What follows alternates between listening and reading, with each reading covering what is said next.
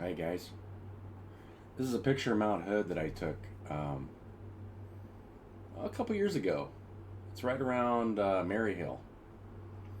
Maryhill has a monument here. It's just, I don't know if you can see it in the picture. It's like, yeah, that way. Or down below me. There's it's like a reproduction that the guy is not, I don't know if his last name is Maryhill or what, but he reproduced like a smaller scale version of Stonehenge, and it's right there. It's really interesting. It's huge concrete pillars that they poured, and it was like in the late 1800s. And then he built this giant museum just right up the hill here for. Um, he was trying. I think he was trying to marry a princess from Spain. I don't know. You guys can look up the story. I've heard the story a couple times, and I forgot it. And I wasn't going to talk about that anyway. I was just going to turn on this video, and I was thinking about going to Walmart yesterday. I'll never stop going to Walmart. You know, there's some people that say, "Well, I'm never going to go back," because they. But you know, the more things that you go through as a person, the more love that you have for yourself, and understand that love is the only thing that really makes anything grow. Fear makes everything die, and love, it makes everything grow. Right? Your love for one another. And what does love look like? Love is always accepting. It doesn't judge. It accepts where you're at, and then does what you're asked. Right? When you love somebody, you just, what do you need? And then if they don't return that, and it feels like they're not in that state of just pure unconditional love, then you have to walk away, right? That's what this whole world is doing right now.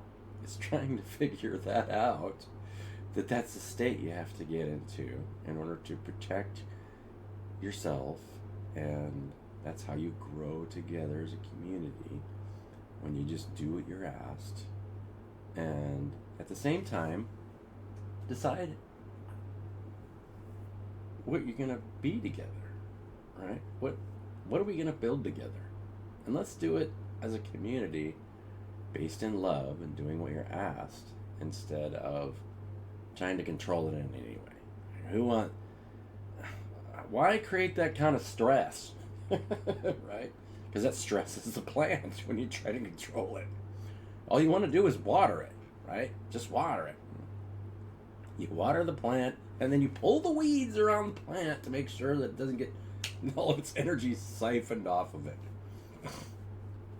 And so this is what I would suggest for any of you watching this channel. If you're watching my YouTube channel, don't be afraid to jump out of the patch of the weeds that you're in right now, because in order to really grow and become a plant, become a lily of the field and watch them grow, is you got to jump out of the weeds, because the weeds will suck you dry, right? If you're not in a place that can water you. And then you'll realize, oh wait, I'm getting watered the whole time. You gotta get out of the weeds, because the weeds are just full of fear and anxiety, and they'll suck you dry. And so you have to get rid of the weeds in your own heart. You have to pull your own weeds in your own garden. Very difficult. It takes a while. Anyway, so I went to Walmart yesterday, and I had two goals. I was going to get some sliced meat and a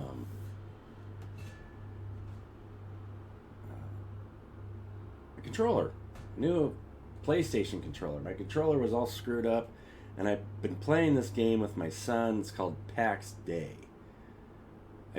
games to me have gotten so repetitive and boring. I just can't play them anymore. But if my son wants to play something, I tried playing with him yesterday, and I stay interested because it's a way that I can interact with my son, and he's 18 years old, and it's his pastime. It's like, for one thing, you don't judge, just accept. If you sit there and say you shouldn't be playing that way, and then you're never gonna get to spend time with your kids because they'll grow tired of them, just like I did. That's actually what everything's doing. Is people are getting tired of certain things because it's toxic, and it'll die. Toxicity will kill itself. You don't have to try and do anything except for grow weary of it yourself, right? It's just, yeah, and it takes time for toxicity, for people to get tired of toxicity and not showing love for one another. Anyway, so first place I went to is I went to the sliced meat counter, and I was waiting for a gal there. And I was standing there and I was looking around, and there were so many people coming into the store. It was only like 2 o'clock in the afternoon. And I was just like, wow. And I started talking to her, looking directly at her. And I'm guessing she was about my age. Said, man, Walmart's really packed today. It was, I'm surprised that there's this many people here. There's a lot of people coming in, and they're older. Look like they're mostly retired because, kids are in school. It's 2 o'clock in the afternoon. But for a Tuesday, there's quite a bit of people coming in here. And I was looking right at her. Blank face. She didn't respond, didn't say a word. Kind of looked at her. It was like, I said, I think I asked her something about what she was buying, and she looked at me and said, "Oh, are you talking to me? I'm sorry. I didn't realize you were talking to me." I was like, well, you're the only one standing. There's nobody else. I don't know. I mean, I guess I could be talking to myself. I might be going crazy. Or maybe it's just me talking to myself. But generally speaking, if I'm looking at somebody, straight when I'm speaking about something, and I could feel where she was at. Right? Our society is fairly isolated, right? And especially if you have kind of a low self-esteem and you don't think that somebody would talk to you or be interested in how you're doing, the tendency is just to ignore them, right? Because you don't want to face whatever. So when she said that, I just said, "Oh, I was just talking about." So I didn't react to her apology that, because I could tell that there was a part of her emotionally that wanted me to react and to her not listening to me, right? Because that would give her reason of why she shouldn't be listening to other people, because maybe I could react in a way that would be toxic. But I'm a very grounded person. I am perfectly accepting and loving of everybody around me. I can guarantee you there isn't too many things that are going to trigger me right now.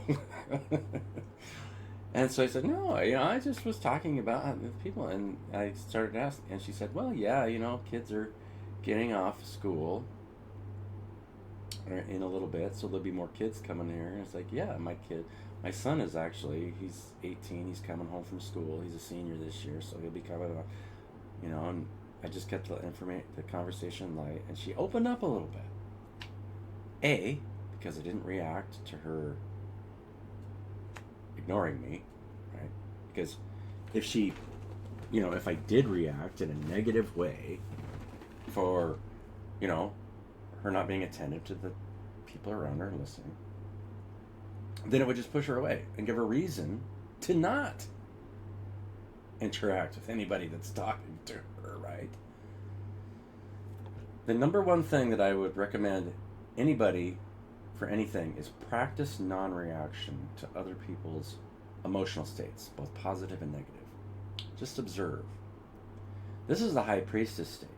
And you can walk, and there are some very powerful, especially feminine high priestesses out there, because the feminine body, for one thing, if you're a very attractive female, you've been working on people's attention your entire life. Everybody's got their attention on you, even other women, right? Because it's easy to recognize when somebody's very attractive. And so you pick up on everybody's projected emotional states, lust, desires, all kinds of stuff, right? So for a man, if you're handsome or you present yourself then you'll meet different kind of resistances for women and other men who are competing, or women who are in different stages of self-awareness and comfortable in how they appear, right? Because if they don't appear good, or if they don't feel good about themselves, you'll run into different states, right? You'll also run into, I mean, there's so many different things. There's also controlling tendencies, right? People trying to control to make sure that they feel like their needs are getting met or not getting met, right? So if you're ever trying to control anything out there, you're always falling into some kind of negative attachment to a certain outcome, right? There's never, and that's why following the dopamine response is really dangerous, because, and this is something that I've learned over time, is because you want to get to a place where you're at peace, no matter, because if you feel like you need something to put in your body, I just had a cookie. And I just had made these monster cookies yesterday, and they were delicious.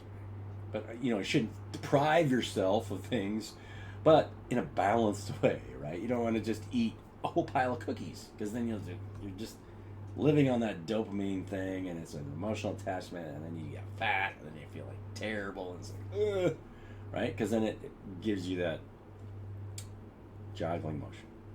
But that's the same thing that happens when you're trying to control the external. All you can do is control yourself. And the way that you control yourself is you find a way to be at peace in every moment, and then accept where everything is at unconditionally. And it expands your ability to listen. And if you can get to a place of non-reactance, it creates a healing vibrational energy or light for your entire environment, because you're no longer getting triggered by somebody's reaction or non-action around you, and you can break through barriers and make connections through acceptance, right? And unconditional love.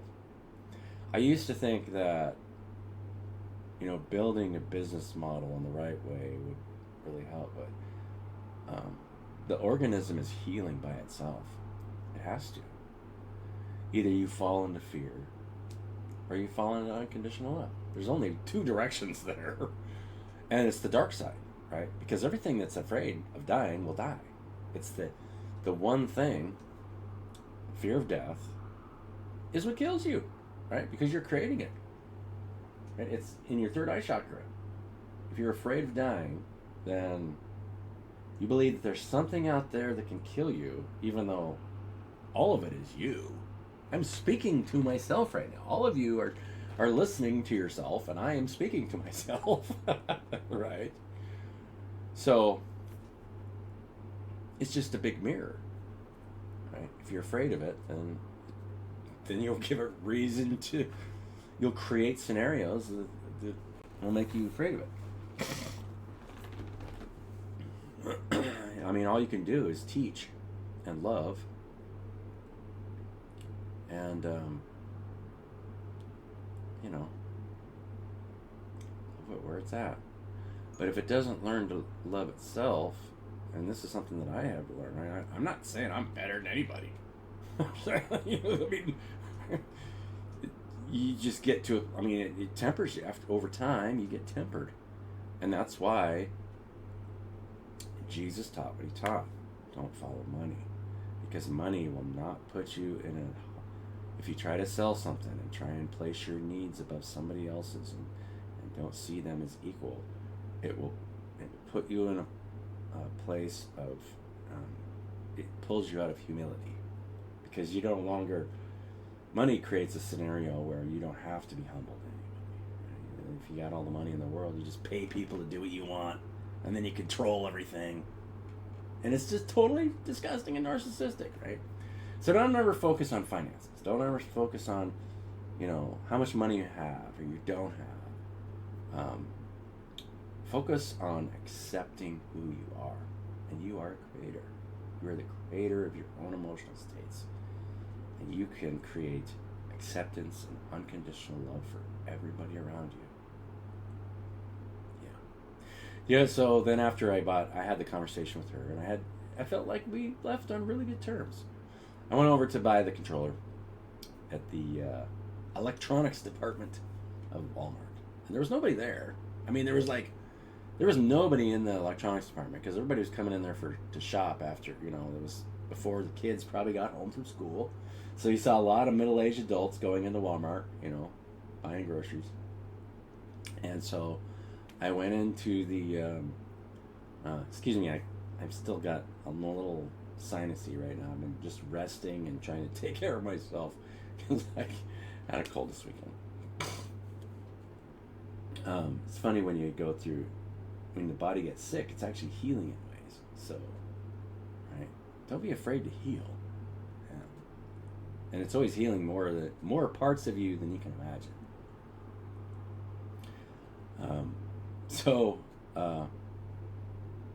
There was a chick that wasn't doing anything. I think she was just looking on her phone behind the counter. I was like, is there anybody working the desks here? Because there was desk out front, nobody was there. And then I walked around the corner and was like, hey, there's a girl there. It's like, hey, I want to get a blue PlayStation controller. And I just pointed. She's like, yeah, I can do that. She knew exactly what I was talking about. So I followed her over to her, and we just got to talking about games. And she's like, so what games do you like to play? I'm like, well, whatever my son likes to play, And, just sometimes I'll pick up an old shooter game or something. She's like, yeah, I like to play those games. It's like, I played most of them, and right now I'm just playing BF6 just because it's new. I was like, yeah. I guess they just came out with some kind of battle royale thing. She's like, oh, really? They did? Yeah. She's like, all of them are pretty much the same. I said, yeah, I know. They get pretty old pretty fast. And then, they're constantly trying to recreate something to try and get your attention, but I think that's wearing thin on the whole. And this is the feedback that I got from her. And I could tell that she was in a pretty good place. She was working at Walmart, and she was totally at peace, just like having a regular conversation with me. And then I said, hey, after I rang up the controller, I said, hey, I forgot my groceries over here. Do you mind if I ring them up? She's like, yeah, sure. So I grabbed them, brought them over. And after she rang them up for me, she's like, yeah, have a great day. Be blessed. It's like, yeah, you too. And it was, you kind of have to get, when you're in the service business and you're serving the general public, you'll see people in all kinds of states of different distress. Or they're chasing something that they don't need to chase. And so I think part of the conversation that she was trying to, it felt like she was trying to lead me on, is that games are just a waste of time. And I agree, right? But you have to meet people where they're at. And, I brought games to my boy when he was a little kid, right? When he was 5, 6 years old. It's like, hey, you want to try this Minecraft game? And so he loved Minecraft for like 6 or 7 years, loved builds and stuff. And it was something that I could play with him and build with him. But the problem is it pulls you outside. It's a digital thing. You're much better off taking your kids outside. You've seen some YouTube videos on my channel where we've gone to the Lewis River. So try to live a balanced life, right? You want to make sure you're getting outdoors. But we're falling into the wintertime. Skiing is a thing, but you can overdo anything. I live in an area that has a lot of available recreation, so mean, look at Mount Hood here. Pretty close to Mount Hood. You go to Mount Hood, White Pass, Schweitzer. I mean, there's so many ski resorts. Bachelor. There's a gazillion ski resorts just within 3 hours of this place. Bluewood. Yeah. Probably 5 ski resorts within 3 hours. Anyway. Don't ever disconnect yourself from your roots. And that's kind of the point of this message is your roots, no matter how enlightened you feel or whatever state, you don't want to disconnect yourself from your roots because at one point in our evolution, and you're never disconnected from it. If everything is one, and space is non-local, space-time is non-local, it means you're instantaneously connected with everything in the known and unknown universe. There's things you can't see that you're connected to.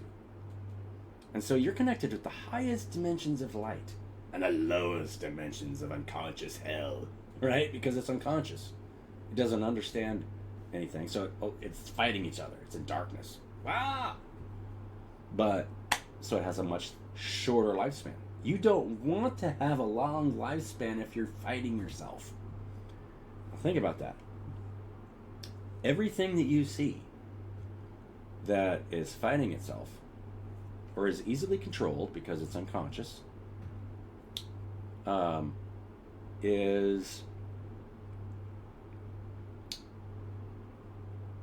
has a very short lifespan. Or it has a really long lifespan, like a rock, right? But there's awareness within the rock, but not relative to our place in space-time, if that makes sense. I mean, I'm not going to expand on that one. But everything's alive. Everything is moving. And this is something else that occurred to me yesterday, is if there's anything out there that you believe is dead, then it is dead to you. And you will treat it as though it's dead and not alive. But that's not true. Everything's alive. When you look at it close enough, everything's moving. And so when you realize that, and everything's a part of you, and realize that everything around you is alive, expands your awareness. Nothing's really dead. It's just dying unto itself to become more aware. Life and death is intricately connected. You cannot disconnect the two, because in order to continue to expand, you have to continue to die. Get sick, right? Yeah, sorry about the sniffle. I was going to eat a cookie, but I figured, I'm just going to finish the cookie before I start this video. But, love you guys. I think I'm going to stop rambling. The point of the story is don't ever disconnect yourself from your roots. Keep going back to Walmart and practice non-reactance to the people around you. Start a conversation with somebody that maybe didn't think that somebody would actually want to talk to them. And don't take it personally if they try to get a reaction from you as to, why would you want to talk to me? Or if they try to trigger it, maybe their intent would be to trigger. It's like, I just wanted to talk to you. You look like somebody that I would like to talk to. And that might surprise somebody. Right? Love you guys. Have a great day.